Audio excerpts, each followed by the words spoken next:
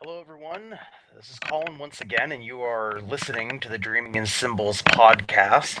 The Dreaming in Symbols podcast is a podcast dedicated to exploring religion from a perspective of non literalism.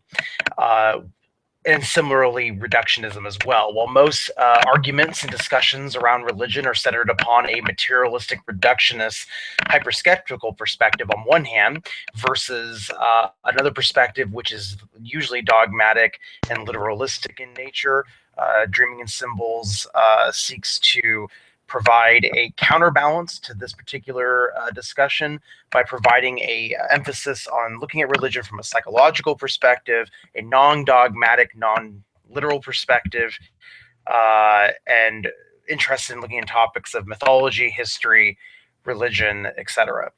Um, so the topic today for the show is looking at liberal Islam. At least that's the working topic. We may not stick with that.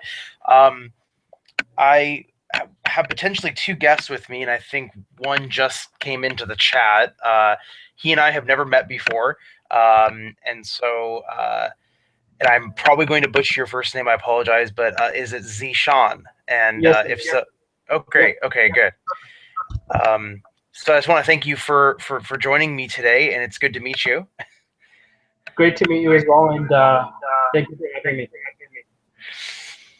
Certainly. So I don't know if our mutual friend will be joining us or not. I've sent him the link, so he has it. I don't know if he will be making it or not, but my hope is that we can talk for about an hour if that's possible, Yes, and then from there.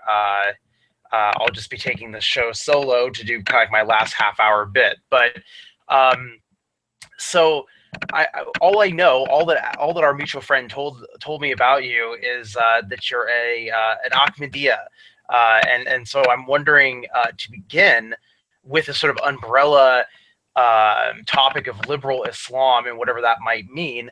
I'm just wondering if you might inform the viewers or the listeners of what your particular sect is, for those who don't know, maybe a little bit of background about yourself as well, if you wouldn't mind. sure. I'm by no means a spokesperson for the Ahmadiyya Muslim community. However, I'm a member, and I have some knowledge about it. I was born into it, and what I can do is I can give you some background and some basics of fundamentally what makes us different from other Muslims. And there are a lot of misconceptions out there about our faith, and I'll just basically uh, start with, and this is what we are Muslims that believe in the Messiah. We have somebody that we recognize is the Imam Mahdi, and he's come back to reform Islam. This person, his name is Hazrat Mirza Ghulam Ahmad, and he was born in a town in India called Qadian. And he preached about 100 years ago a reformation, not a reformation, but a revival of what he felt was true Islam, what Muhammad brought down. So loving your neighbor, even if he is a Hindu or a Sikh or a Christian, or even if he's an atheist, he's a human being. He should be treated with the utmost respect. He said that as a Muslim or as a person of any religion, if you pray, you should have a living connection with God. God is living in this. God is living, and God is actually sending down revelations to normal human beings as well. So his philosophy was, very almost like a modern day Sufi. And during his time in India in the late 1900s, he was recognized as a grand reformer of Islam. That's just a layman's history there. I hope it gives you some insight. And the reason why there is friction within the Muslim world is that there is this dogmatic approach to the finality of prophethood.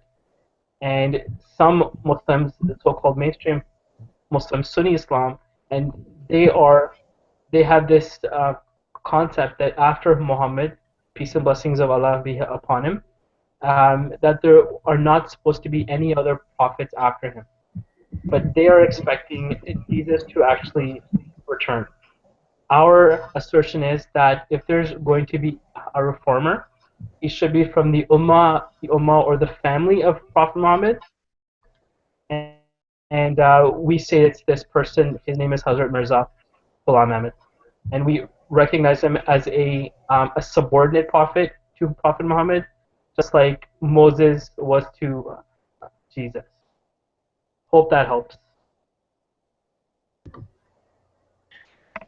That certainly did. I appreciate that summary, and we have now with us one Abi Sufi, who has just joined us in the chat as well. And so, similarly, just to catch up to speed, I'd asked Zishan to give a summary of his sex perspective. I introduced the topic as being kind of this umbrella topic of liberal Islam and what that might mean.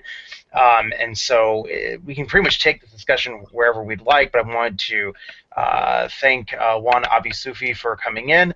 And perhaps you could give us a sort of a summary of your perspective. What does it mean to be a liberal Muslim for you? For me, it means that unfortunately I have to hide some of my views and identity, hence why I'm calling myself wannabe Sufi. But I don't think anybody's going to kill me. So, no, I don't want to go into that stereotype. But I do want to say that it is actually a very hard position to take when you've been raised in a conservative Muslim family, when you've been going to the mosque, a conservative mosque, and everybody around you who's your co-religionist tends to be conservative and hold conservative views. What it means to me, though, it means continuing on the tradition, Islamic tradition of reinterpretation of Islamic law, because one thing I learned from some friends of mine in Tariqa is that they view Islamic law as organic.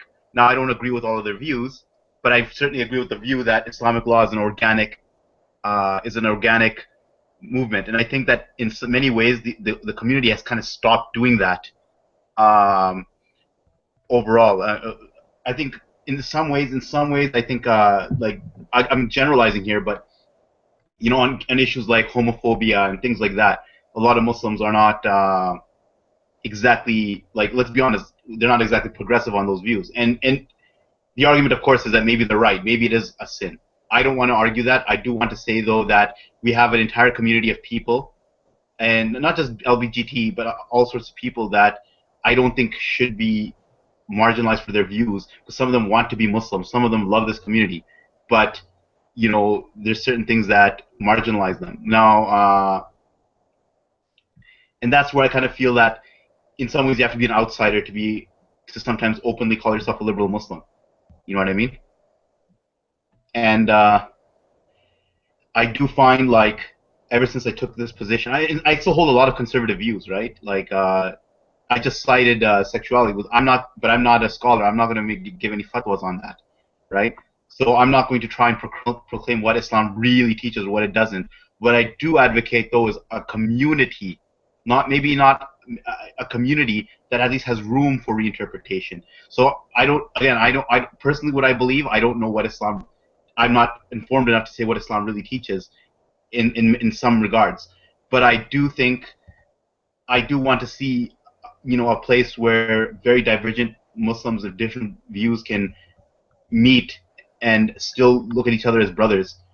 You know what I mean? And I think the one reason why I wanted Zishan to come on was because like, if you look at a lot of progressive Muslims, they're a lot more accepting of Ahmadiyyas than most other Muslim groups. You know what I mean? And I think that has something to do with the mindset behind it. I know that kind of jumped in the middle of the conversation, so it's a little awkward for me. Sorry about that. No, it's no problem. I appreciate you doing it. I kind of put you on the spot just as you came in, but I'd like to then take it back to Zishan. So Zishan, what are your thoughts? I mean, just to kind of summarize what what was just said about with regards to the sense of community as opposed to really worrying about maybe doctrinal or theological differences, but the emphasis on people can come together and you can have these differences of opinion.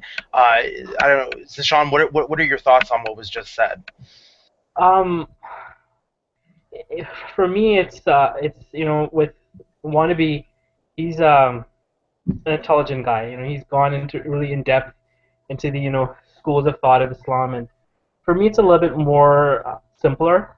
For me, it's like the Quran is a very accessible book. It's translated into many different languages, and growing up, you would learn the Arabic, and in our tradition, you will learn both, but you would also learn the translations, and then you would learn commentary, and you would go in depth into the Quran itself. And under our school of thought, the Ahmadiyya school of thought, Prophet Muhammad was the embodiment of the Holy Quran, and the Holy Quran was an embodiment of him.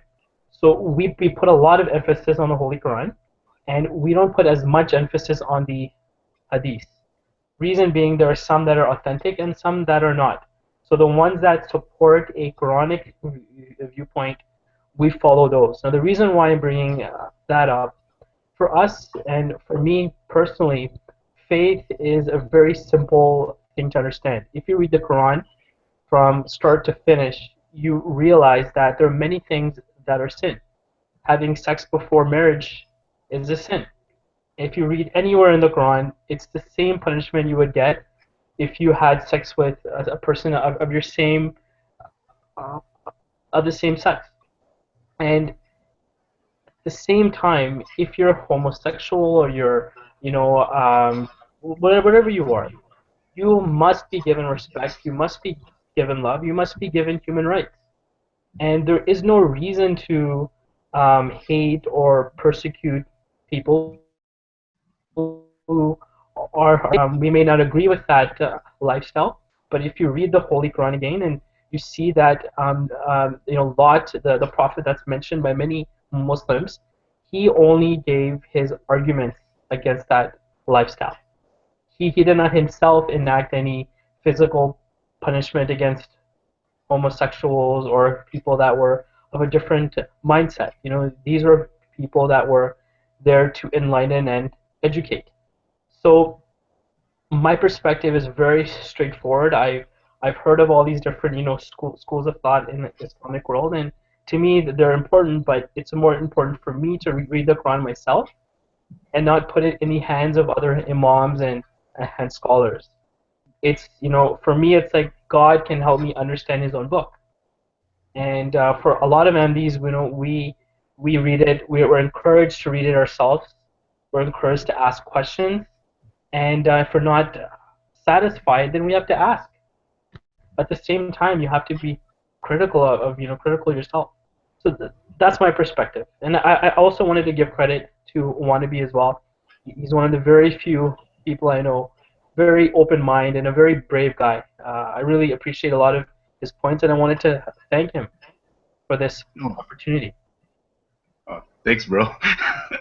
uh, no, I also wanted to add a commentary is that from the Ahmadi tradition actually really surprises me in terms of it's like there's so much takfir declared on the Ahmadi tradition. And for those who don't know, takfir is like declaring these people non-Muslims, like apostates.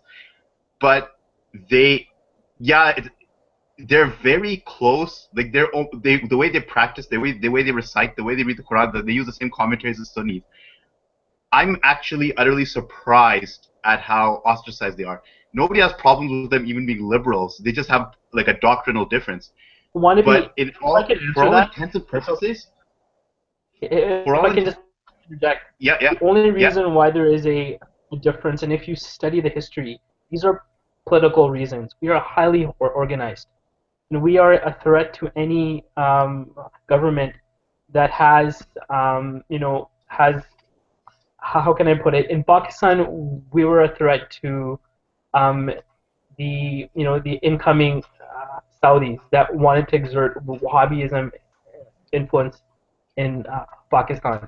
We were there to really help build and make Pakistan stronger, and we were in major government roles. The first, the first Secretary General for Pakistan, Foreign Minister, was was a MD, very famous Sunnis, Sir Zafarullah Khan, and his Pakistan is a nuclear power because of Ahmadis. I mean, there would be no nuclear power in Pakistan if it wasn't for an Ahmadi, from what I understand. no, but we are persecuted mainly based on political reasons. If it was based on theological reasons, there will be no reason for us to be declared non-Muslims. So I don't want to, pin, that Muslims are. It's a theological difference. It's politics here. Yeah, But I mean, this political. Oh, sorry. sorry, What were I you saying? just wanted to interject for a second. Well, and I appreciate the history and the political perspective as well, and certainly.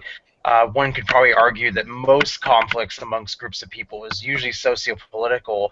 I'm wondering, though, with your last statement to say that it's not so much theological, wouldn't you say, though, that mainline Sunnis would, and even some Shia would have an issue with the idea that uh, your particular individual who you claim to be the Messiah or in the subordinate prophet, and you said yourself that the Sunnis view the seal of prophethood as being Muhammad. Is that not a cause for theological conflict or contradiction or issues When you, between groups? yeah, when you delve deep into it, what is the seal of the prophet in the Holy Quran? And when you study the actual meanings behind the words Khatab and Nabiyyin and Khatam and Nabiyun, that's something that I would encourage your listeners to actually delve into that and figure out what those meanings are. A seal of the prophet and finality of prophethood. It's he's the final law-bearing prophet that Muslims recognize. There's no other law that's going to come after him. And there's many hadiths I can bring up that state that there was no mention that there would not be any other prophets coming after him. However, mainstream Muslims say that a Israelite prophet, Jesus, peace be upon him, is going to come back and he's going to revive Islam.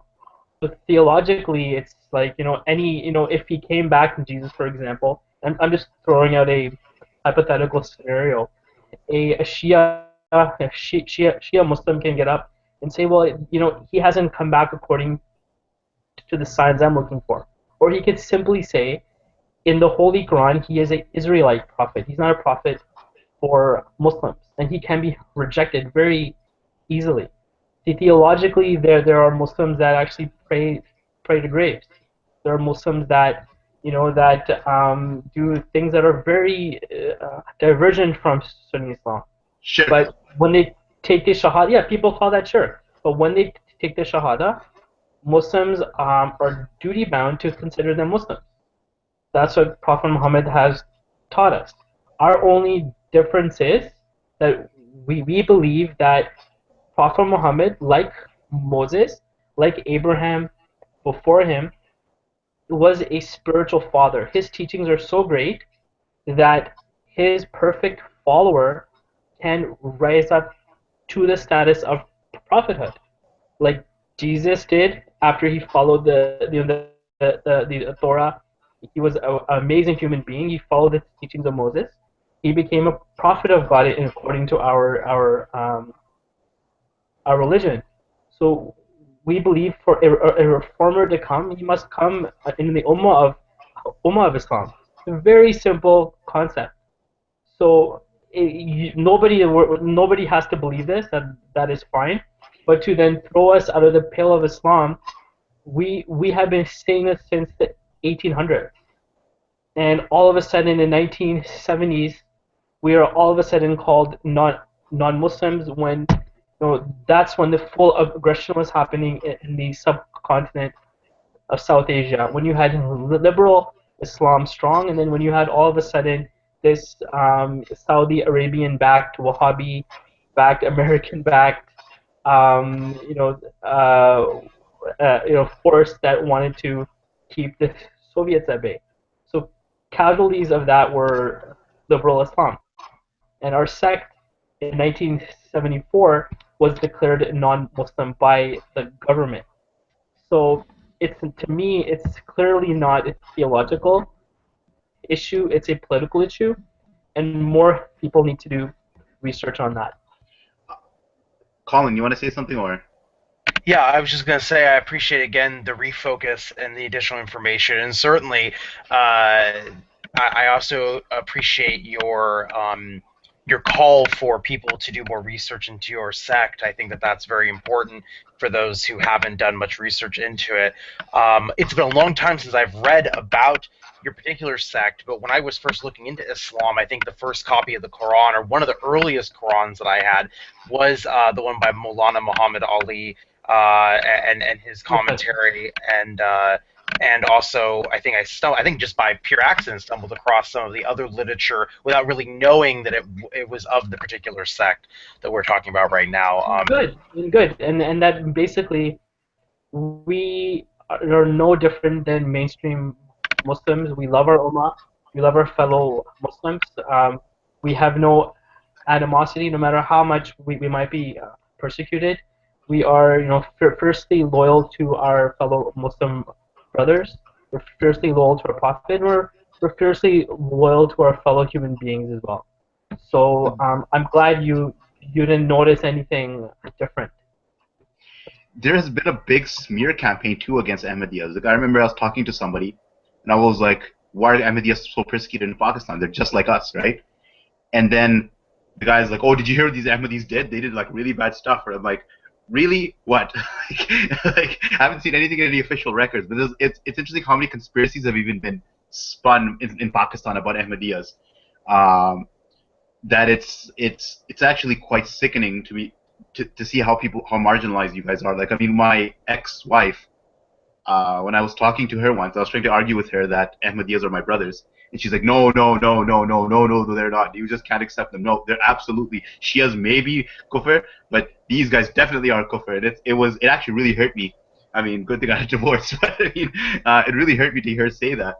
And You know, but it's it's everywhere. unfortunate. It's unfortunate, but it's indoctrination, and it's not really her fault. When you've been fed these things, from a school level, from media level, from the government level, it's very hard to see any other reality. I don't blame her. I think as more and more Pakistanis get educated, they are seeing that we're just like everybody else, and it's unfortunate. But you know what? My wife is from Pakistan.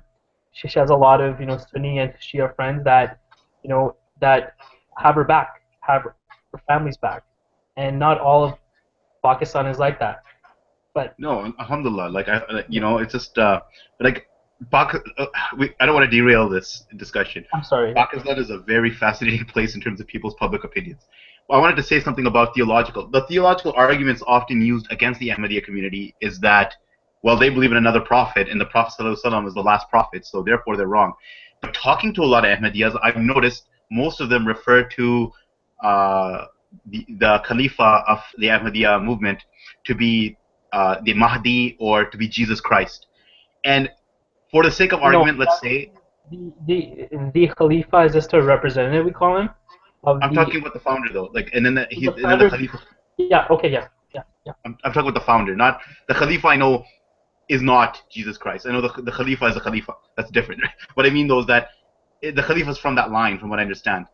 Correct me if I'm wrong, right? It's from Well, the same.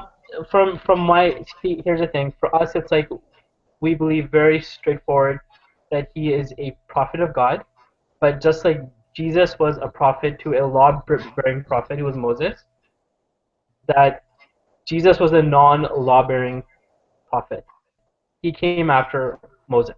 And to us, Moses is like a big deal. Like Jesus, we give him respect, the wonderful prophet of God, but Moses was the man. When you talk about Judaism, he's the man. And when you talk about Islam, and you talk about the Islamic philosophy, the greatest prophet ever. And time is a relative term, and we have to understand that the Holy Quran is a very deeply layered, and Islam is a very deeply layered religion. Time is a very limited concept, and to say that nobody can come after him because it's going to hurt the status of Prophet Muhammad. It's a very irrational and very three-dimensional concept, and it doesn't make sense. Because if he's the final law-bearing prophet, then that person coming after him, whether it's Jesus himself, like Sunni Muslims say, isn't that an insult? Jesus is coming to fix up Muhammad's ummah. So it's Well, yeah. the way I look at it is that a lot of Ahmadiyya, for instance, will say that I don't know what the most respectful Ghulam Ahmad, right, was that, for instance, that he was Christ come back in this, he was the second coming, or he was the Mahdi, right? In a Which to me isn't kufr at all. I yeah, mean, and then people are like, well, he wasn't. Then the counter argument is, well, he wasn't the Christ and he wasn't the Mahdi. And I'm like, okay, but let's say you thought somebody was the Mahdi, but he wasn't. Does that make you kufr, or does that mean you just made a mistake? And that's how I kind of approach it, where it's like when people try to declare takfir, I'm like, well, for many Ahmadiyyas, it's almost a matter of you could maybe argue that they made a mistake, but you can't really. How can you say takfir for them when everything else about the religion is basically Sunni Islam, you know, and basically, and it's not even they're not even claiming some. I'm not saying all, but some, because I know I met some Ahmadiyyas that do believe that there's another prophet after the Prophet sallallahu alaihi wasallam, but you can't. It seems like there's diversity even among the Ahmadiyya community, so it seems to declare takfir even from their narrow, because you're arguing that nobody should give takfir, and you give a good argument why nobody should give takfir, and I agree. What I'm saying is that even from their narrow perspective, they can't just lump Ahmadiyyas in like that and just say that they're kufr, even by their own reasoning, because there seems to be diversity even among Ahmadiyya thought. Like you, I mean, I know that even some what's so Ahmadiyyas. bad? But see, Ahmed, what's so bad about being a non-believer? And it's like in Islam, and I'm sorry, I don't want to take this discussion off track as well, and I'll be really quick here. But there's nothing wrong with being a non-believer. If you pick up the Holy Quran, if you don't, you read it, it's like, okay, you don't believe in Islam, cool. We'll give you some rational arguments. If you don't understand, that's fine. Your religion is yours, my religion is mine. Let's not persecute each other. Let's not kill each other. Let's make treaties. Yeah, That's you what know, they did. That's fine. and I agree with that. I'm not saying there's anything wrong with being a non-Muslim. What I'm saying No, though is I that know. I know. Ahmadiyyas really want to be part of the community and behave just like the community and support the community and practice like the community and honor the same customs as the community. They're indistinguishable almost from other Muslims. Yet people don't consider them Muslims, and it bugs me because it's like by your narrow definition, they're not quote unquote really Muslims, but in every way that matters, they are Muslims. So, and again, and even by the logic they use to exclude Ahmadiyyas, you know, I think they're very, weak arguments. Because my friend Robert Salam, he used to have a Blog Talk radio show called The American Muslim, and he still sometimes comes on, and he used to show up on the media. He even debated Pamela Geller, which was interesting. Um, but he was the one that first talked to me about like Ahmadiyyas. He was like, look, my friend Qasim Rashid, actual friends, they talk on the phone. He's like, these are, look at them, read his works. And I read Qasim Rashid's works, and I couldn't, unless he explicitly talked about being Ahmadiyya, I couldn't tell the difference between him and other Muslims. So it seems so arbitrary, is my point, to exclude Ahmadiyyas as being Muslims. Not to say that there's anything wrong with being non-Muslim at all, right? It's just So I just want to jump in really quick here and say, so it sounds like, just listening to both of you talk, it sounds like potentially, and please tell me whichever one of you wants to chime in after I'm done with the statement, but kind of going back to talking about, for example, it was mentioned homosexuality, and what does the Quran say versus perhaps what do some of the traditions say, the Hadith say. But it also seems to me that my recollection of many Hadiths that sort of talk about what is Jesus supposed to do, what is the Dajjal supposed to do in the end times, and what is the end time supposed to look like. A lot of those statements are very much in the Hadith. So I'm wondering, my question to both of you, and perhaps we'll have Zershan answer first, is do you think that some of the division amongst Muslims with regards to either topics of sexuality or even the concept of the end times or the second coming of Christ, is that division very much because of the hadiths as opposed to what the Quran says? Deshaun, if you'd like to answer that. This is a very interesting question because even within our own community, and you have to understand that human beings, are, they're very similar wavelengths among many different groups. For example, you'll find that there are some, Muslims that are a little bit extreme, and they take everything literally, and then you have people that are Jews that are extreme and take everything literally, and then you have Jews that are very progressive, and Muslims very progressive, and Christians very progressive, and they all have a similar wavelength. And even in my own community, um, you have some folks that have a little bit harder line mindset, and what brings them back to the center of liberal and open-minded Islam is our Khalifa. But when you look at the in terms of like how we view homosexuals and how we view different people of different phase or different mindsets, it boils down to how we look at the Holy Quran and how we interpret the Holy Quran. And there's a I wasn't I don't know this particular verse of the Holy Quran off by heart, but there is a verse in the Holy Quran that basically says that if you have a perverse mind and you're a troublemaker already, you will manipulate the verses of the Holy Quran according to your mindset. And if you're a person that's trying to be good, trying to see good in everybody, you will see the verses of the Quran. You'll see a very positive light of the Quran, because there are verses in the Quran that can be taken literally, and there are verses that you cannot take literally. So for me, it's like you have to have you have to have that mindset and be brought up a certain way, a way that treats human beings as one. To see that every human being deserves human rights, whether you're homosexual or whatever you are, it doesn't matter. And really quickly, I want to jump in. This book I read, which I read only because Colin recommended it on his YouTube channel, Memories of Muhammad by Omid Safi. And Omid Safi had a verse where he quoted Ali saying, where he was arguing with a whole bunch of people. They're like, we want to rule out according to the Quran, no caliphs, no nothing.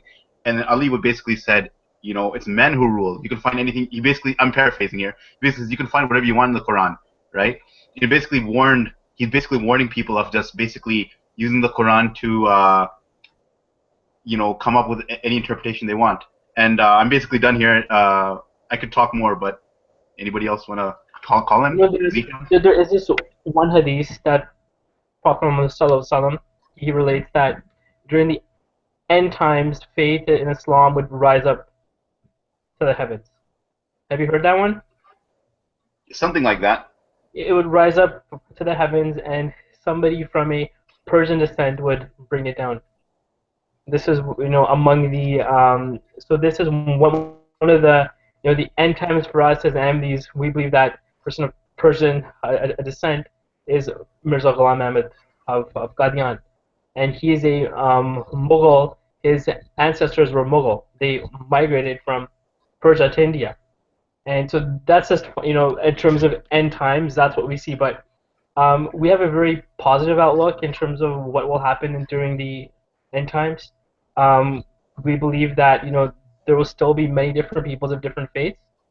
That Islam means that there is going to be a general um, calm and love spread on earth.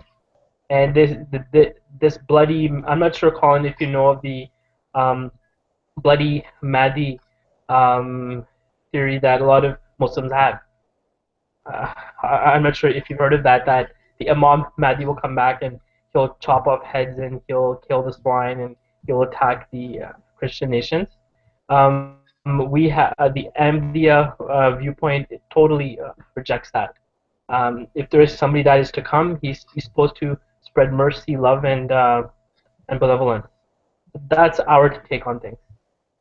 Great. So, and again, I think I really appreciate both of you, expressing your views and your opinions. I think this is great. I guess this, again, this is my follow-up question, and I guess I can direct this towards you, wannabe Sufi, is the again, it's a very similar question to what I asked Zershan, which is, do you think, especially for a liberal Sunni Muslim, do you think that the hadiths potentially are sort of a barrier between progress and sort of regression? And I bring that up again because of what Zershan just said, because my understanding of many of the hadiths do depict this kind of cosmic second coming and end time scenario that appears to be quite violent, and yet he's saying here that but the Ahmadis don't necessarily take that approach. So I'm wondering what your views are about the Hadiths being potentially a barrier towards progress. Well, I was listening.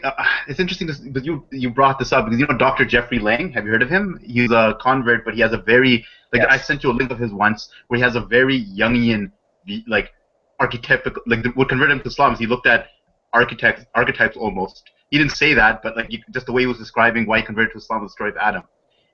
And he said the same thing. He said, you look at the hadiths, right? They're like really detailed about the end times. We look at the Quran. When the Quran talks about the end times, it's very vague. It doesn't give that many details at all, you know. And at the same time, I'm tempted to want to throw hadiths out, but the reason why Muslims don't go around beating their wives is while there are hadiths that have women with funny names like Habiba getting beaten in Sahih Bukhari, there are also hadiths that basically say, hey, totally just tap her on the wrist and don't beat the crap out of her. So a lot of scholars now look at the hadiths and say, well, doesn't the Quran says daraba or whatever the hell the word is? I don't know. I might have gotten that wrong, but that doesn't mean you beat the crap out of your wife. And that's from the hadiths. At the same time, we have hadiths where the story, while the story itself is actually a very beautiful story, where they have that one narration where the prophet would stone a woman, proved up a woman getting stoned to death. Now the details of the story, the one practically had to beg the prophet, and the prophet's like, yo, chick, why do you want to do this? Come on, yo. I really don't want to do this. And she's kind of like, yo, I don't want to burn in hell, yo. And he's like, okay, And then the story is actually very beautiful because the prophet wanted to avoid this. But either way, there's still the existence of these hadiths. So the way I look at the hadiths is that I kind of like what Jonathan Brown kind of says when he kind of tries to unite the traditional view with a little bit more Western scholarship, where it's like, I still think we should look at the hadiths for history and for what happened. At the same time, I don't think the hadiths are as much of a problem if you don't subscribe by the view of, well, we have to do everything those guys did in the 7th century exactly like they did. Like, oh yeah, man, I'm not going to drive a car because, the Prophet never drove a car. He rode on a camel. Where's my camel?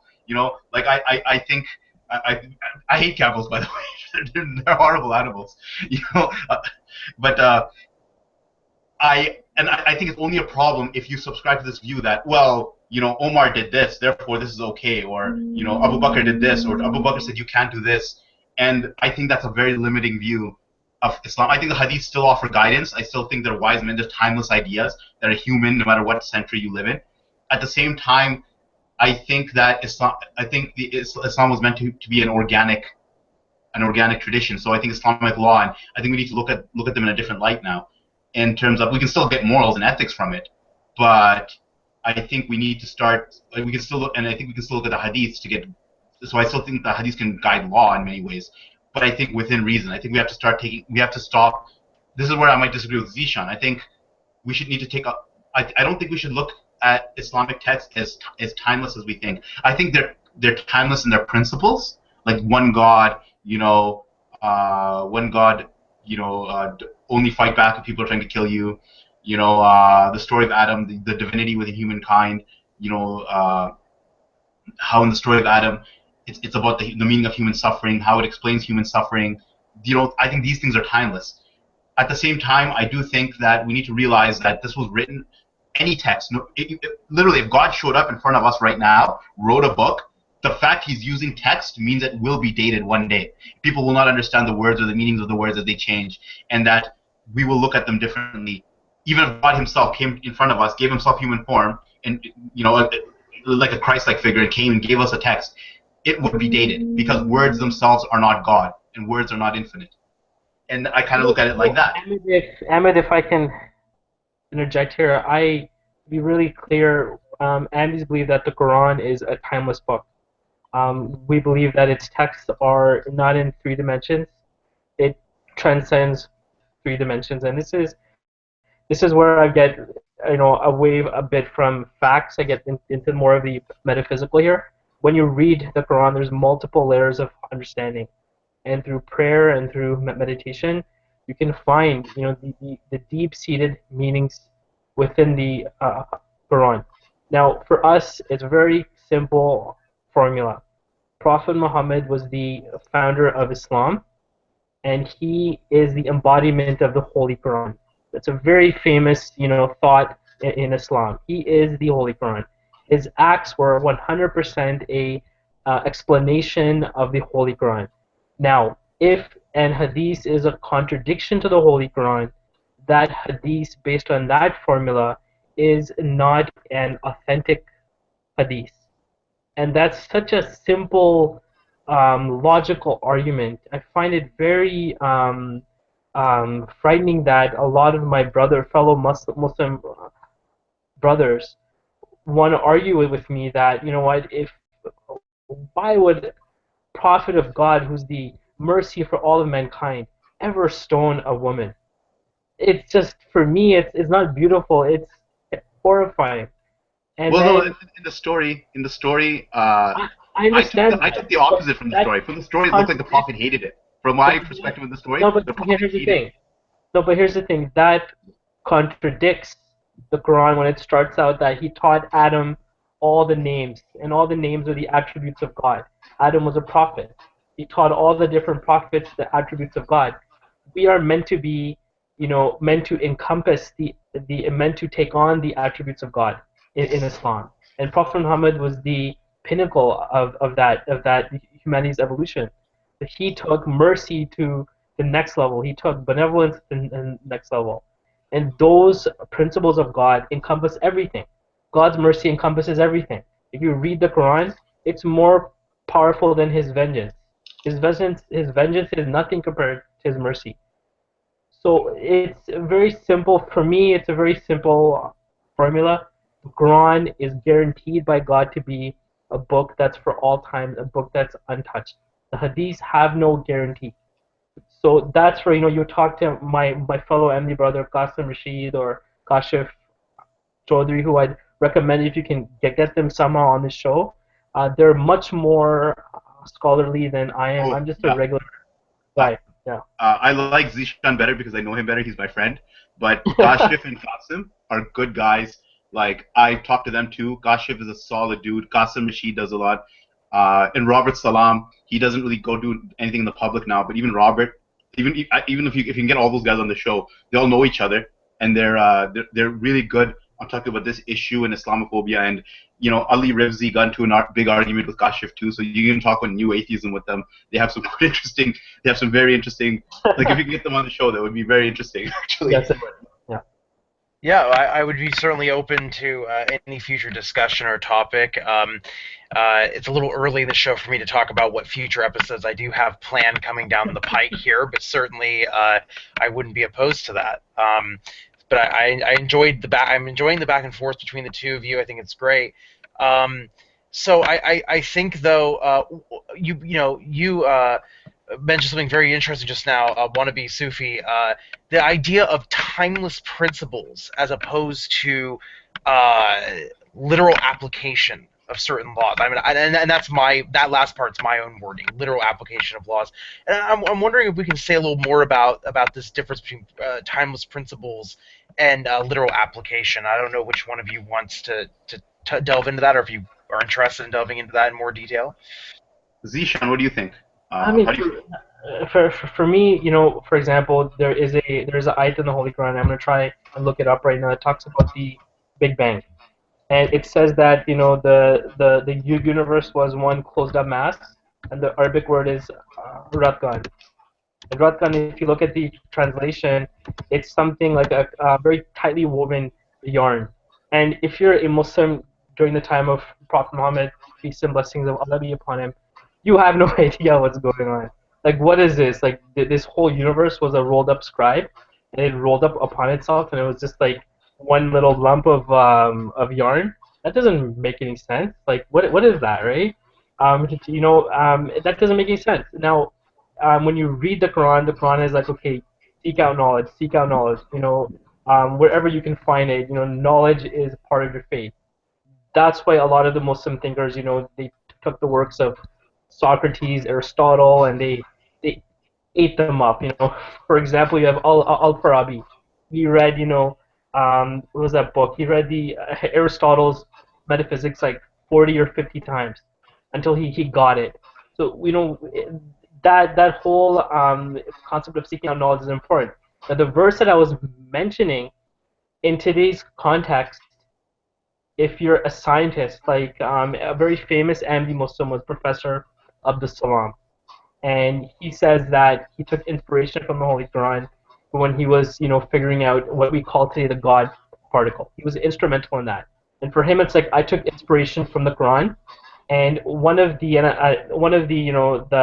the Quranic verses that talks about the Big Bang. If you read it in the under a modern day umbrella, you realize that the Quran is categorically saying that there was a Big Bang, that it happened, it's going to happen again, but it doesn't mean it was the first time it happened. So it must have happened before. So it's cyclical. So this universe is going to come back, it's going to expand again, it's going to contract.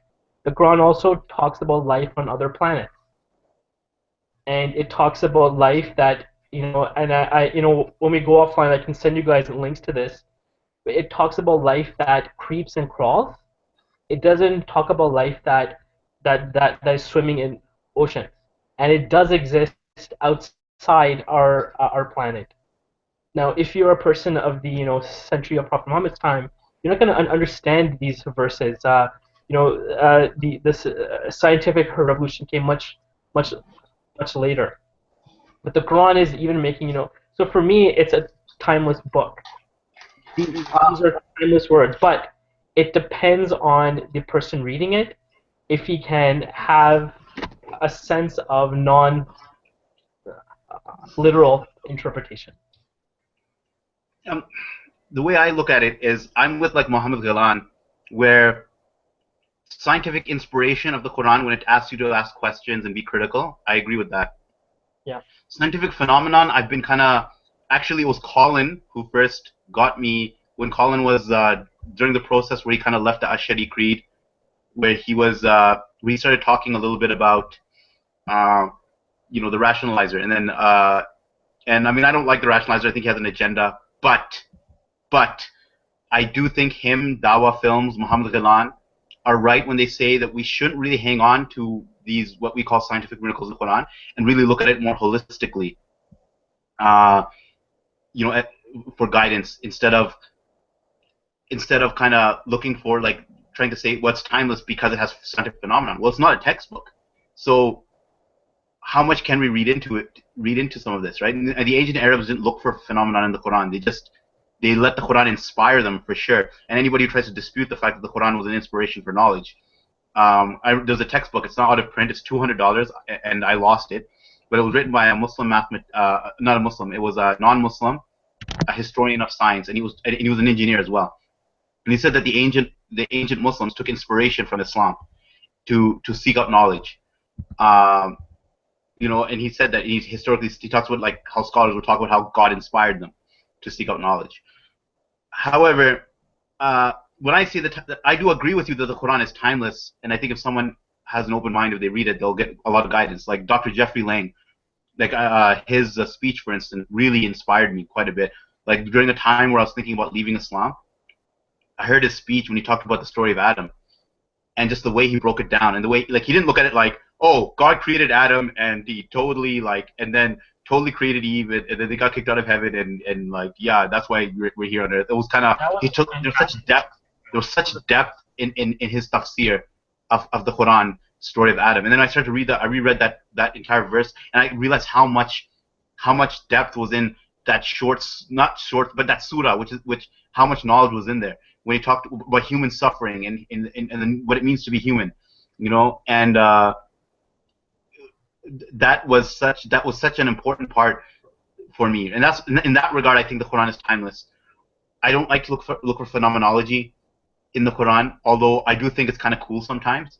But like as Dawa Film points out, if we look at the Quran for phenomenon, then technically the Quran should be interpreted in saying the world is flat. However, the scholars interpreted the spreading, when the Quran says we spread the earth flat, the scholars interpreted it as how the Arabs, that what that meant was when Arabs said that we will spread something flat, it means they're making it hospitable, and that's what it meant for the because that's what you did in the desert. You spread it flat before you set up your tents. And that's what Dawa Films, aka Asadullah, I can't even pronounce his name properly, not what he calls himself, but he does speeches now and talks about philosophy and atheism, and he's a very interesting guy. Just like I'm totally plugging him, even though he wants to be out of the YouTube limelight. I really think people should check out his videos. He's studying Islamic philosophy and philosophy, and he talked about how that's the meaning that the Arabs took from it. They didn't take the they didn't take they didn't try to look for phenomena. They judged, they read it.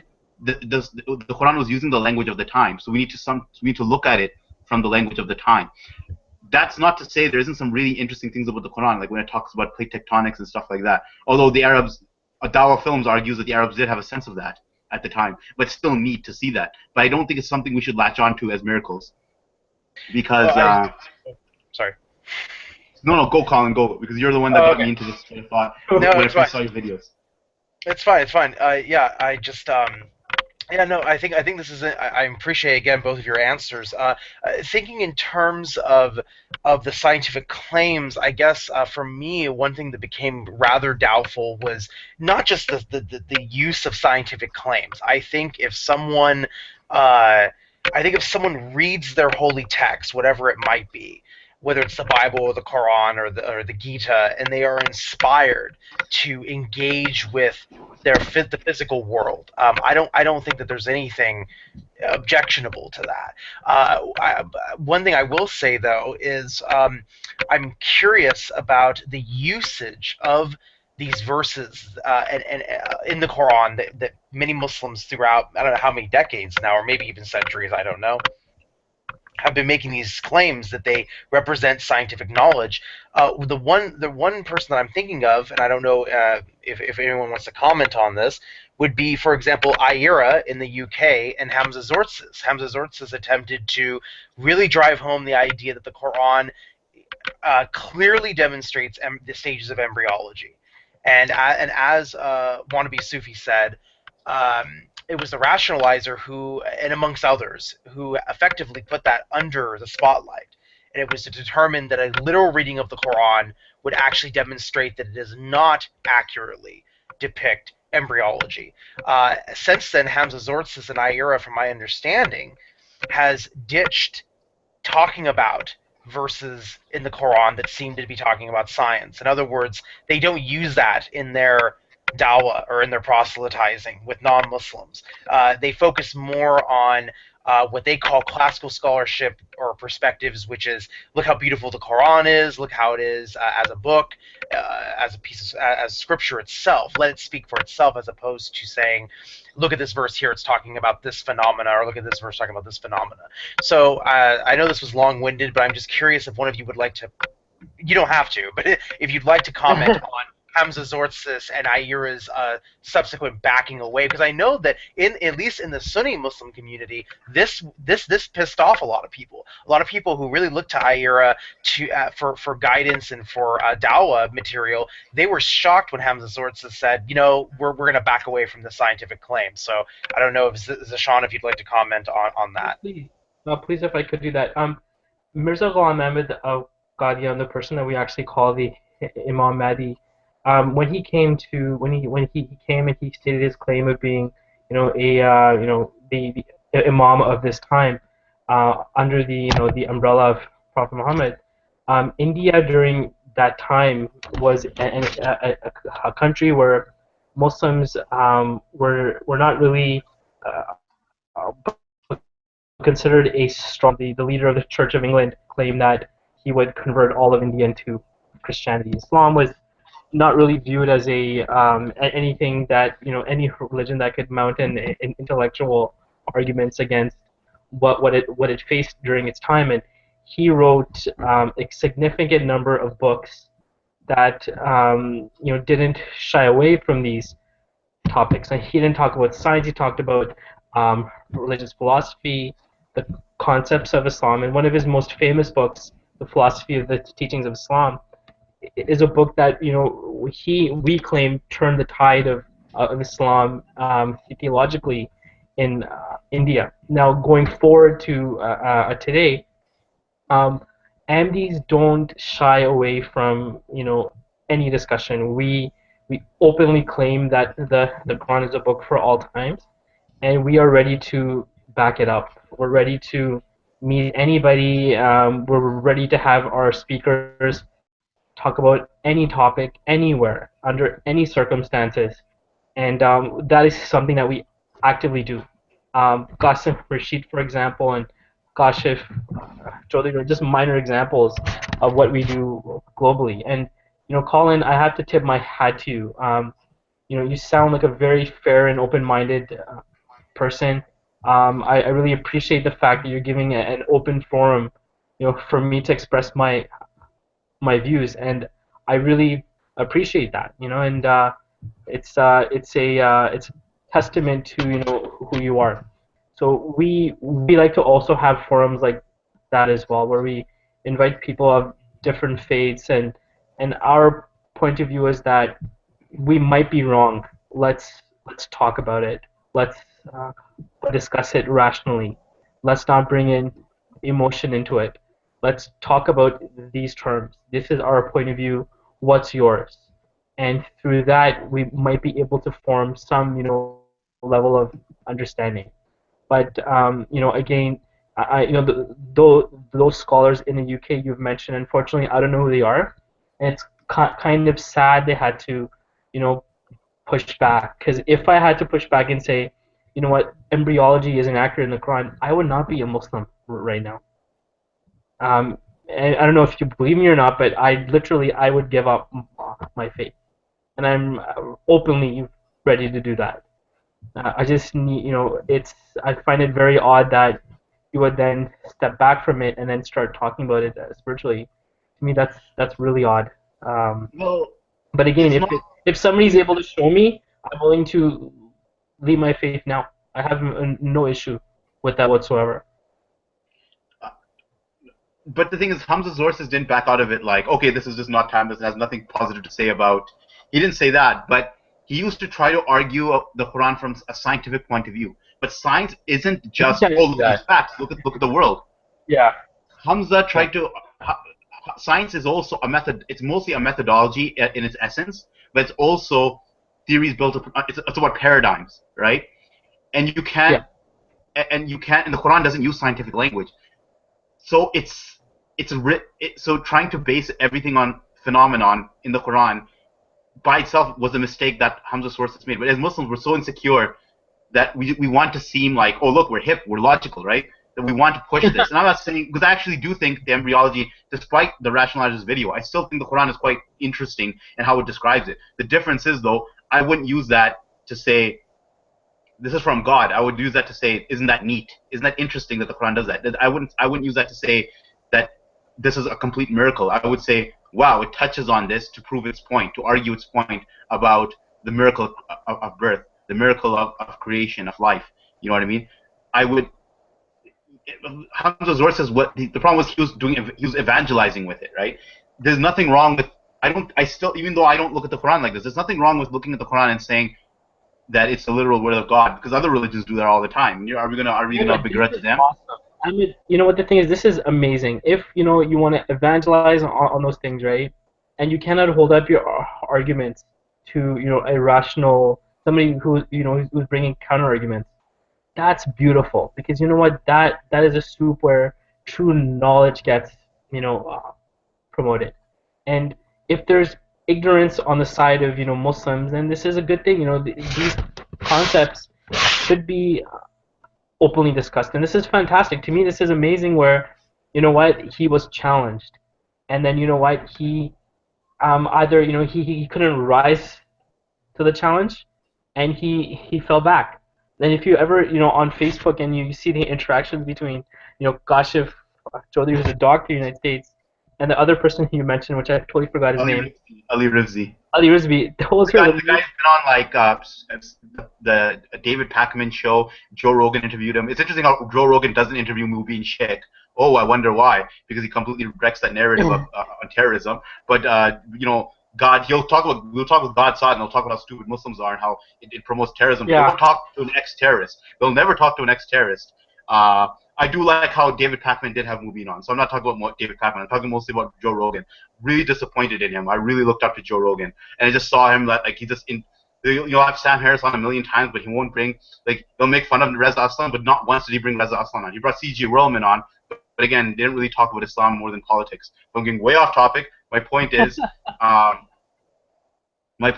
like it's interesting though, because it's not like I agree with everything Kashif said to Ali, but it's interesting how hostile, because I don't even think I talked with Ali and Ali was very polite with me. I debated with Ali.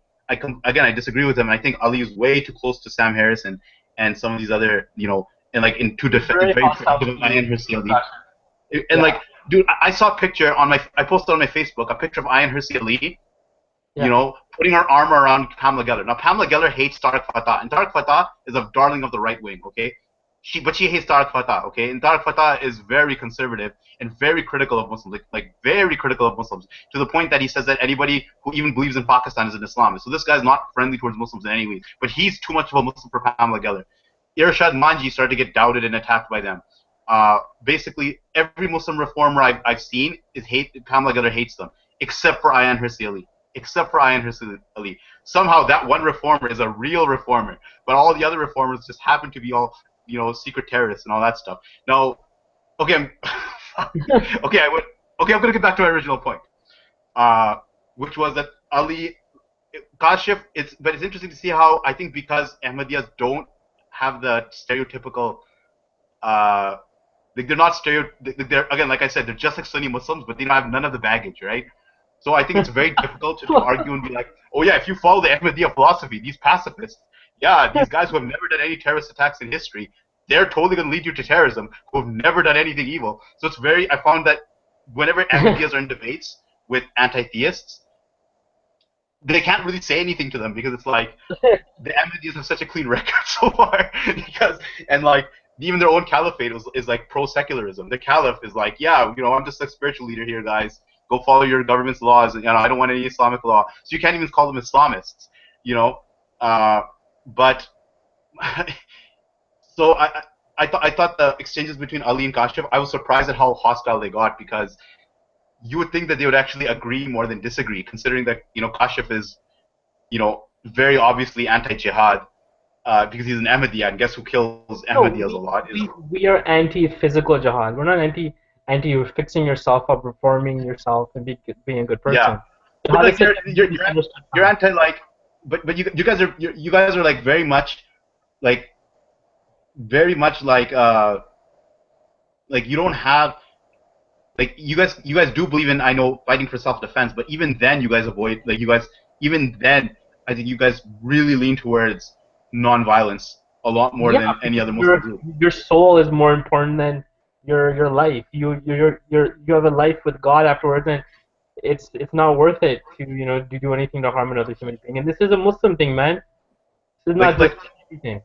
It's a human thing too. Like with Jabran was on. I was listening to the podcast between Jabran and Colin, and you and Jabran actually still have a lot to cover. Jabran had to leave early, but Jabran actually, his knowledge on like this, where you start to see where Judaism and Islam fit are really good. But Jabran talked about how he talks about the concept of I need to compete with the rabbi and how good of a person I am. So if I see a Jew who's such a good Jew and he follows his law really well and he's a good person and he follows the principles of Judaism really well, again, you can start throwing all the stories of in Deuteronomy and all that stuff at Jews' feet and say they're violent. But no, the essence of Judaism is not violent. And if you see a Jew behaving like a Jew, it's up to the Muslim to be more of a Muslim and behave more like a Muslim and take those principles and those concepts. You know what I mean? So if they see oppression, they need to fight against oppression. So I'm not a pacifist. Me and Zershan have argued on the phone before about pacifism and pros and cons, and I was against pacifism. He's for it. But I will say though that the Ahmadiyya community has a lot less dirty laundry.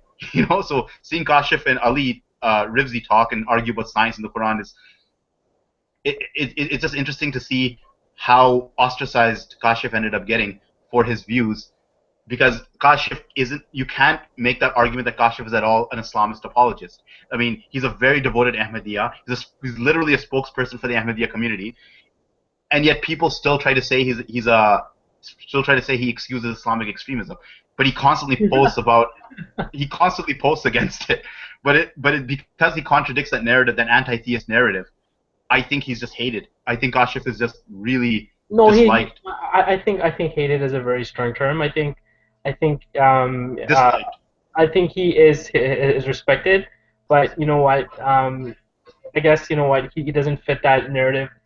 So you know what? I don't know. I think hate is a very strong word. Yeah, I know. I should say. Well, no, him and Ali are literally like blocked each other, and they both tried to talk about. They got really heated between those two. Colin's probably like, "What the hell are these guys talking about? This is all, Facebook drama between two internet two public figures, uh, Ali Rivzi and Kashif Enchode. Kashif's written a lot of articles. I think Kashif's even come on the radio a few times. Qasim is a much bigger public figure than Kashif is. Qasim has come on Fox News. Qasim has come on Qasim's been on the news lots actually. So and Qasim also written books. He writes op-eds. So they actually, I'm saying that anti-theists dislike Kashif and Qasim, but they both actually do a lot of interfaith work with atheists and outreach with atheists. They have, I've seen them do a lot of attempts of outreach with atheists. Sometimes the atheists they end up reaching out to ends up an anti-theist, so they don't end up being friends. But they what the hell were we talking about anyways? We're just talking about how awesome Kashif and Qasim are. Okay, Colin, why don't you take over? That's all right. Well, I was just going to say this might be a good place for me to step in and just say that in the next couple of minutes, I'm actually going to transition to the show, the part of the show where I just kind of go solo and go over some of the news articles, which is a new structure for the show. So what I'm going to be structuring the show as is from 4:30 Pacific Standard Time for a whole hour is where I interact with the guests or the co-hosts. And then for the last roughly half hour, 20 minutes, I just I let the guests go and I look at some of the news articles. So having said that, I know this is kind of an awkward transition, but I guess at this point I will have to end this portion of the show. But before I let you guys go, I want to thank you both for being on the show, and also for the kind words that both of you have said about me and Zershan. You and I have just met for the first time, and I really appreciate your feedback and the positive words that you said about the show and myself and having this open platform. And I would love to have both of you back on the show in the future. So let's keep in touch. Let's think of some other future articles, or sorry, not articles, topics rather, to discuss in the future. And I want to thank you both for being on. Thank you, Colin. You're awesome. Appreciate it, brother. Yeah. Just giving a shout out, Colin, your YouTube channel for one of the best apologetics for Islam that was out there, and I still think you do a lot. You have a good channel. You're probably one of the better people on YouTube. I'm actually sad you don't have as many. It's sad that people will sit and listen to the amazing atheists talk about how bad feminists are, instead of listening to a guy like you. You know what I mean? I was gonna I might do my own podcast, but I wanted to promote the shit out of yours. No, we're done. I wanted to promote the hell out of yours because I think you should get more people listening to you. So. Let's do that. I'm gonna do that. Thank you. Yeah, you come on with me, man, and then Colin, you're welcome to come on. And if you want me as a guest, I'll keep coming on yours. It's a lot of cross promotion, whatever's gonna happen. Of course. Okay, of course. I'm gonna stop now. We should definitely support each other. So I thank you very much for that, and I will talk to you both very soon. Thank you. Bye, Colin. All right, peace be unto you. Peace be with you. All right, so if you're just now tuning in to the Dreaming in Symbols podcast, I just had two excellent guests on the show, Wannabe Sufi and Zershan. One Wannabe Sufi, a liberal Sunni Muslim. Zershan, an Ahmadiyya, and a very fascinating back and forth discussion that I had with the two of them regarding liberal Islam. What I love about doing this type of podcast is having the organic structure. So for the first hour, what I love is we sort of have a foundational topic, but it's okay to go off topic within the parameters. And I loved being able to sit back and watch the two guests go back and forth. And I learned a lot today with regards to trends within Sunni Islam, with regards to liberalism, and also with the Ahmadiyya. As I mentioned earlier in the podcast, one of the first copies of the Quran that I actually had was a copy, a translation, an Ahmadiyya translation. Oh, by Maulana Muhammad Ali, and so I found that very interesting. And at the time I didn't know that there was actually much of a difference.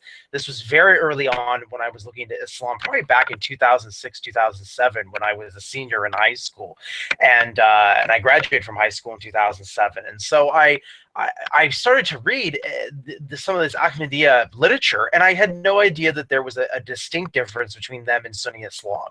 It wasn't until after I started to read books by Sunnis and looking into the history of Islam that I saw this distinct sectarian difference. But I love how the topics can go to various subtopics, and I thought it was just very enjoyable.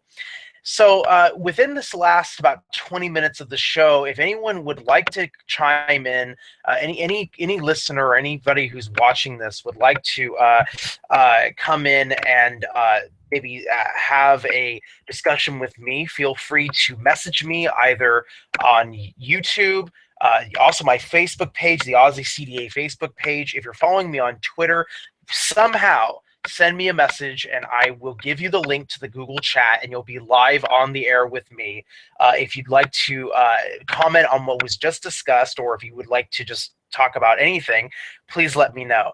I will be toggling between different tabs on my computer screen because at this point in the show, I like to go through the news. I'll probably be hitting Twitter, my Twitter feed, and seeing what sort of articles I'd like to read and comment on. But I actually have an article up right now that was not on Twitter. So I'm sure many of you have heard about the I Stand With Ahmed movement that set Twitter aflame. The story that broke, I believe it was Wednesday, at least that's when I first heard about it, was Wednesday morning when a colleague of mine basically said, hey, have you heard about this kid, Ahmed, who's 14 years old, and he was arrested for bringing a clock to school. In other words, he was arrested for doing science while Muslim. And I had not heard of it, and literally an hour after this was about Wednesday morning, I started to see tons of Facebook and Twitter statements about the subject. So the article that I have right here, and since then I should mention, there's been a lot of controversy. Of course, conservative viewers and commentators are saying, oh, well, shame on the kid for bringing a clock that obviously looked like a bomb, and apparently some of the PD in the Texas town and some of the school district are still saying that they did the right thing by arresting this kid. Another user that on Facebook that I'm friends with had posted a status saying that apparently Ahmed's father has certain political views that are questionable. Well, the article that I have found regarding his father, and this is the article that I wanted to bring up, is Ahmed Muhammad's father has his own nasty run-in with Islamophobia. This was published 3 days ago by Vox Policy and Politics, Vox.com, or Voz, VOC, X, excuse me. And this is in the wake of the arrest of Ahmed Muhammad, a 14-year-old Texas boy arrested for bringing a homemade clock to school, is one vivid example of overt Islamophobia in America. So the article says that's a sentiment that Muhammad's own family had tried to fight against. His father, Muhammad al-Hassan Muhammad, is a fascinating figure in his own right. He's a Sudanese immigrant who has twice declared himself a presidential candidate in Sudan, When Florida pastor Terry Jones put the Quran on trial and later burned it in 2012, Muhammad was the Muslim holy book's defense attorney. So I want to pause there for a moment. So I find it fascinating that that his father, this is not just some random family. I mean, I don't think there's a solid connection between, obviously, the son being arrested for doing science while Muslim, but I do think it's interesting that his father this isn't just some random Texan Muslim family. I mean, his father has an interesting background. So it says here, formerly a customs worker at the Khartoum International Airport, Mohammed moved to the U.S. from Sudan in the 1980s and started out selling candy, hot dogs, and newspapers in New York, according to a profile in the North Dallas Gazette in February. He later moved to Dallas, where he delivered pizza, drove taxis, eventually started a cab company, Jet Taxi. In 2010, he ran for president in Sudan for the National Reform Party and created a campaign website which described him this way, quote, El Hassan is no stranger to adversity and experienced hardship firsthand. And during his lifetime, he has cultivated a deep sense of humanitarianism, tolerance, and patience. Muhammad became proficient in all the religious sciences and has become an aficionado of prose and poetry. He attended many public events from his early age and unintentionally upstaged other expert orators in religious and political debates and remains unequaled. He is a passionate and sometimes amusing speaker of wisdom, logic, and the realities of modern-day life. He possesses a deep insight into the causes of things and is dedicated to his principles, end quote.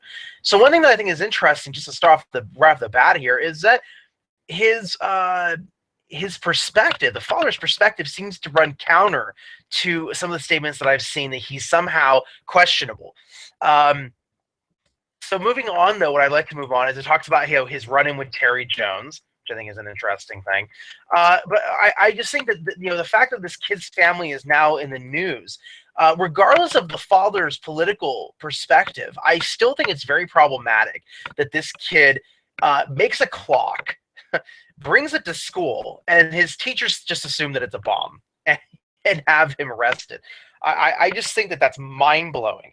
And there's subsequently been pictures of the clock, and the clock has many wires and panels coming out of it, and it's because he made it in his garage, for God's sakes. I mean, this kid's making this stuff from scratch. I don't really expect it to look like some run-of-the-mill clock, and yet the argument that I've seen other articles stating is that, especially people like Pamela Geller and others have said, well, that's what you get when you bring a clock that looks like that to school, and other outrageous things like that. Just very stunning. So I just wanted to comment on that. That I think, of course, the conservative media is having a field day because President Obama invited this kid to the White House, and the kid is subsequently going to go to the White House, which I just think is awesome. So I just wanted to comment on that. So now I'm transitioning to looking at my Twitter feed. So within the last few minutes here of the show, of course, articles from the Huffington Post, Religion, at HuffPost Relig on Twitter, they are stalking the Pope. They are stalking Pope Francis.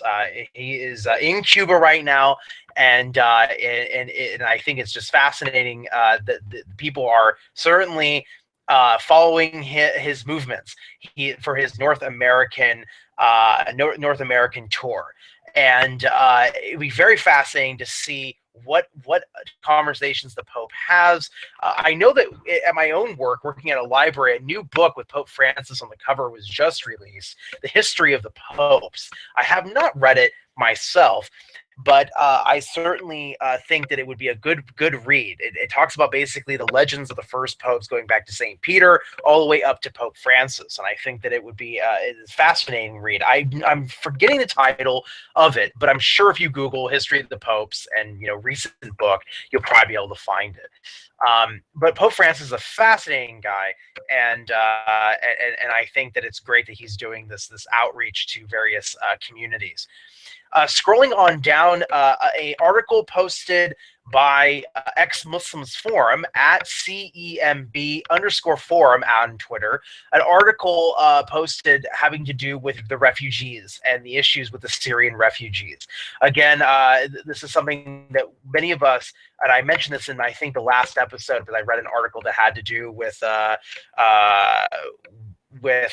essentially the Syrian issues, the Syrian refugees.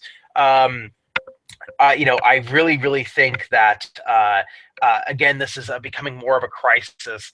And I've heard from talking to people that Germany, who originally was going to um, uh, has allowed many Syrian refugees to enter Syria, will now potentially be closing their borders to refugees. I don't know what the update is on that, but that is something that I had heard just this past Sunday. So I think that that's something very interesting. I am now getting a message saying to talk about liberation theology, and certainly I think liberation theology is a good topic to talk about. Certainly, a lot of people um, in in my local community are very big on liberation theology, and I think that would be an excellent topic for a future episode discussion. So I want to thank the user for mentioning that.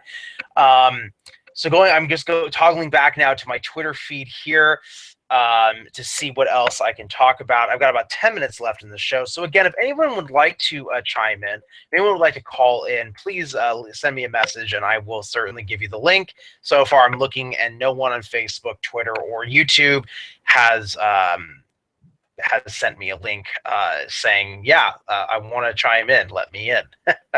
So going back to the Twitter account here, I'm just seeing if there's anything of great interest. Looks like Sheikh Hamza Yusuf. I follow him on Twitter. He of Zaytuna. He's pretty active on Twitter. Oh, here we go. Richard Dawkins.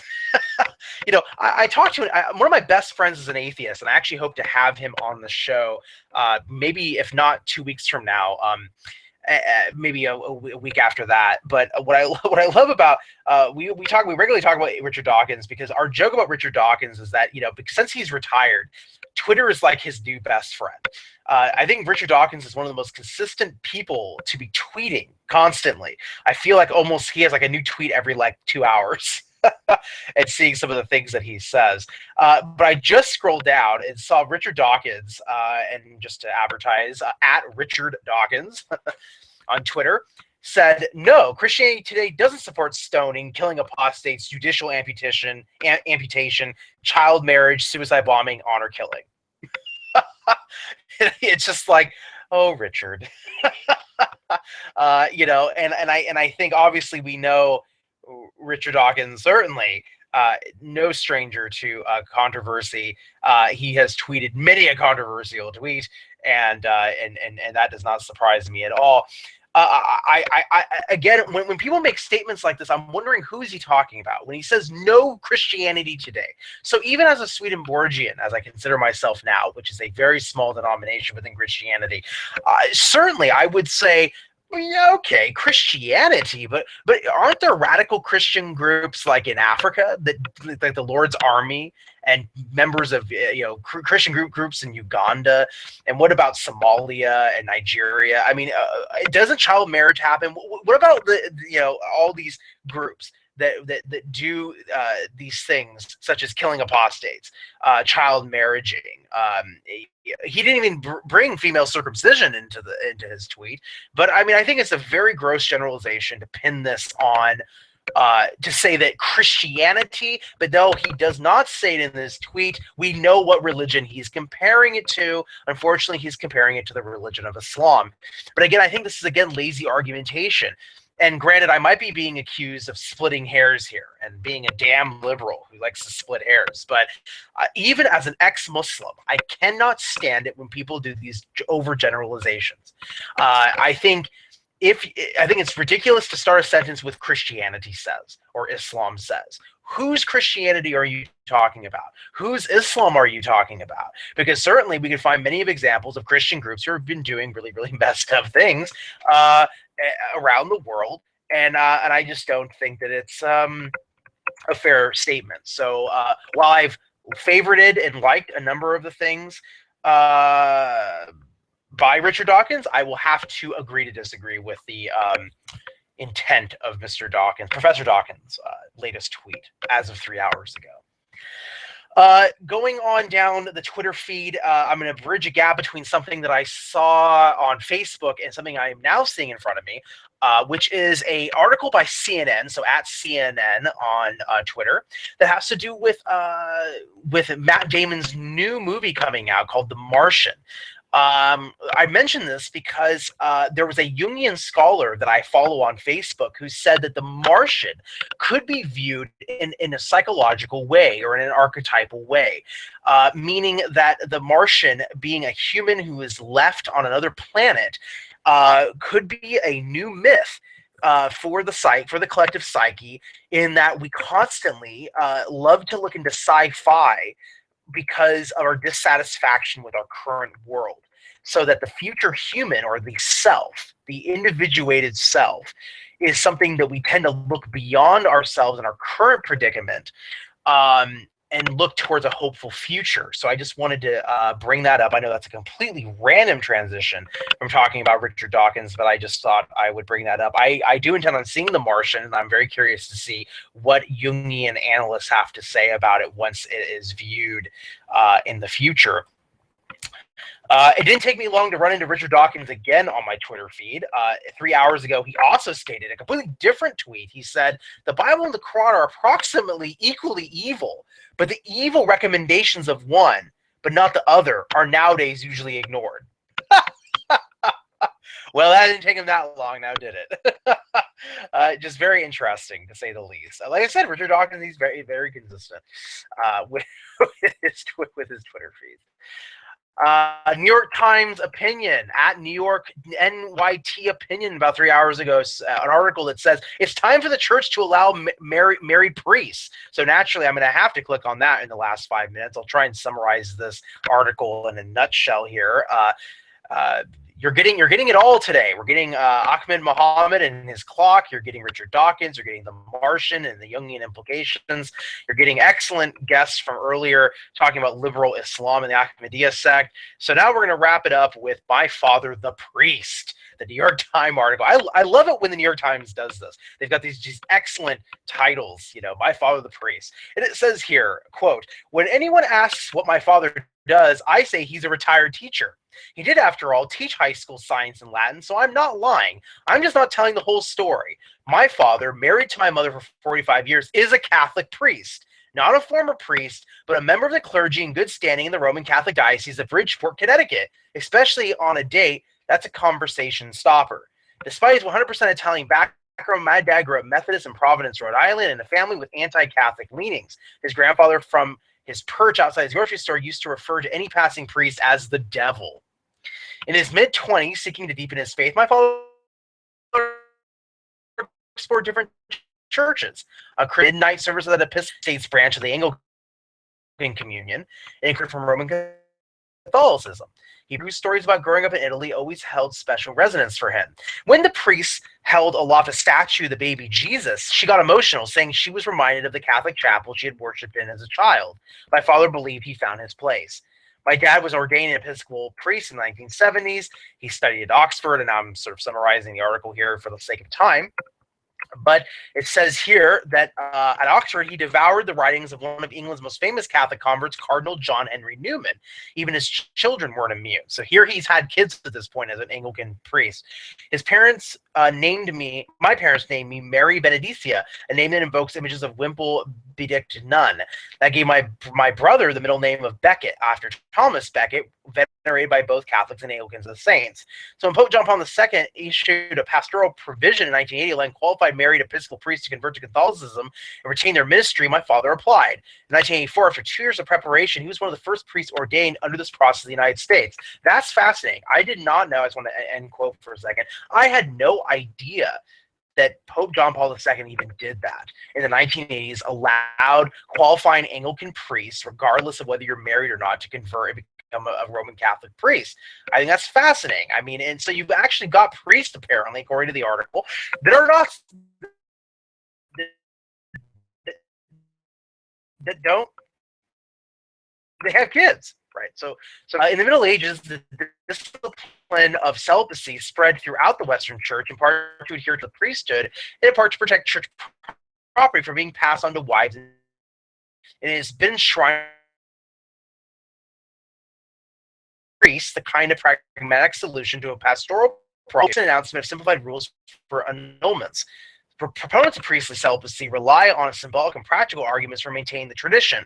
The priest represents the alter Christus and is married to the church. On the practical side, a family takes up a lot of time and energy, and being a priest is a mission more than a job. So it looks like the debate. This is a unique stance on the debate between celibacy, having kids. If this priest who has children, presume I don't look at the article when the time the show's almost over. I cannot see anything that says that this person's father just gave up on having intercourse with his spouse. That I can't see. So this is a very fascinating nuance, even amongst the Catholic Church, which I was not aware of. Thank you, New York Times. So with the minute left in the show, I want to thank you all. I just want to advertise the show for next week. I've been trying to get Klingshore back onto the show to wrap up our what's now turned into a 3-part Hadith discussion. He says he's probably available for next week, which is Saturday, the 26th. So on Saturday the 26th, I am hoping to have Klingshore on to wrap up the Hadith discussion with a focus on Harold Motsky and Jonathan A.C. Brown, potentially. We're focusing on those two. Those two are not going to be on the show. That would be awesome, but those two are not going to be on the show. But Klingshore and I are going to talk about those two individuals, perhaps, or just wrapping up Hadith in general. If Klingshore cannot get on the show, some of the topics I have coming down the pike, I did mention my friend who is an atheist. I'm going to discuss atheism with a twist. Atheism with spirituality, with something that he practices meditation, and we're going to talk about, he and I have known each other since 10th grade of high school, so more than, just over a decade I've known this gentleman, and so he and I are going to be discussing atheism and spirituality, and I'm sure we'll have a lively discussion. We always do. He and I have said many times, how come we don't record more of our conversations? So we'll have a chance to do that. I also plan on having a member of my church who is a former Mormon. He was raised Catholic, converted to Mormonism, and then converted to Swedenborgianism. And he's on his way to becoming an ordained Swedenborgian minister. I plan on having him on the show to discuss his conversion story, his apostasy story, and his conversion and ordination journey. So those are two topics that are going to be coming for sure down the pike very soon. Klingshore, my friend, atheism and spirituality, and also my other friend with Swedenborgianism and being a former Mormon. Those are three topics that will be coming down the pike. And of course, I will love to have wannabe Sufi and Zershan back on the show to discuss more topics about Islam, but just kind of break up the topics. That's what we're looking forward to the next few weeks. If anybody has any other comments or would like to suggest any topics for the future, I am open to suggestions. I am open to having pretty much anybody on the show who follows the sort of theme. Yes, and also to talk about the subject of liberation theology. That is something that I certainly would like to have probably maybe within the next 3 weeks. After about 2 or 3 weeks, we'll have perhaps liberation theology be the next topic. Oh, and one more thing before I forget. Wayman29 has suggested a topic where we have a panelist. He and I would co-host an episode and have a panelist discussion of a Jew, a Christian, and a Muslim, which sounds like I'm about to tell a joke. A Jew and a Christian and a Muslim walk into probably shouldn't say bar, but what I will say is we want to have a panelist discussion. What happens when your faith is met with historical and archaeological evidence? How do you reconcile that? And that is a topic that Wayman29 and I would like to pose to a panelist of 3 individuals. Our Jewish Path of Abraham, who I had on the show a few weeks ago, but we don't have the Christian yet, and we don't have the Muslim. So we are searching. The quest is on to find a Christian and a Jew to join the panelist discussion. What happens when history and archaeology potentially challenge your faith? What do you do with that? So that will be probably, I'm thinking, a month from now. I'm thinking this is projecting about 3 or 4 future. We can have some good live lecture. So this is it for the show. I apologize, but thank you all for sticking with me, and again, comments are welcomed. Sorry if I did not get to, if you're trying to get onto the show, sorry if I didn't see your message to me. I was trying to toggle back and forth as much as possible. Still getting used to doing this. I apologize if I missed it, but you're more than welcome. We'll answer any questions anybody has in the comments once this is archived on YouTube. I want to thank my guests again for being on the show. Thank you all for watching. Peace be with you all.